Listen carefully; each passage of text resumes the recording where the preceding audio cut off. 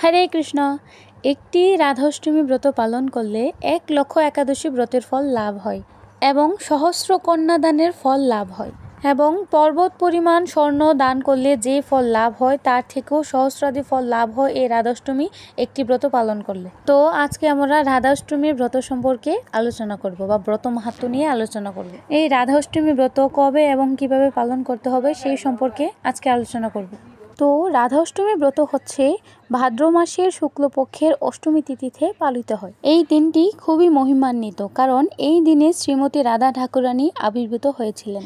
এই রাধাষ্টমী ব্রত কমপক্ষে মধ্যাহ্নকালীন পর্যন্ত উপবাস থাকতে হবে এবং কেউ চাইলে পূর্ণ দিবসও উপবাস করতে পারেন। এই বছর সেই ব্রতটি 31শে আগস্ট রোজ রবিবার পালিত হবে মহিমান্বিত এই রাধাষ্টমী ব্রত। আপনারা অবশ্যই এই রাধাষ্টমী ব্রত পালন করবেন। শ্রীমতী রাধারানী হচ্ছে ভগবান শ্রীকৃষ্ণের আনন্দদায়িনী লাদিনী শক্তি। তিনি সর্বদাই ভগবান শ্রীকৃষ্ণের আনন্দ বিধান করেন।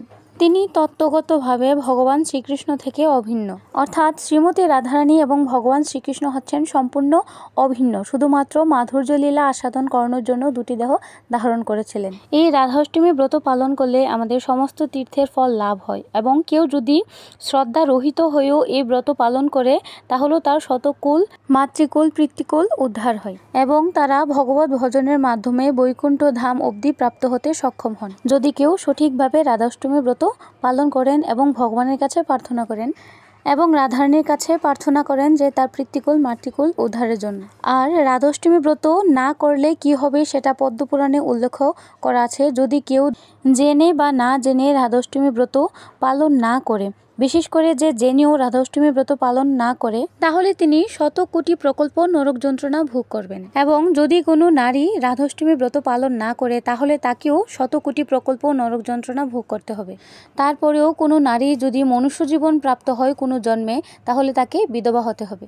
সেই জন্য অবশ্যই রাধাষ্টমী ব্রত পালন করতে হবে এবং যে রাধাষ্টমীর যে ব্রতের মাহাত্ম্য রয়েছে, কেউ যদি সেটা শ্রদ্ধা সহকারে শ্রবণ করেন তাহলে তিনি বৈকুণ্ঠ ধামে যাওয়ার বা প্রবেশ করার সুযোগ পাবেন। সেই সৌভাগ্য অবশ্যই প্রাপ্ত হওয়ার জন্য আমাদেরকে অবশ্যই রাধাষ্টমী ব্রত পালন করতে হবে এবং সেটি হচ্ছে 31শে আগস্ট। তো অবশ্যই আমরা এই রাধাষ্টমী ব্রত পালন করব এবং অন্যদের উৎসাহিত করব রাধাষ্টমী ব্রত পালন করার জন্য। যাওয়ার আগে একবার অবশ্যই রাধে রাধে বলে যাবেন। হরে কৃষ্ণ।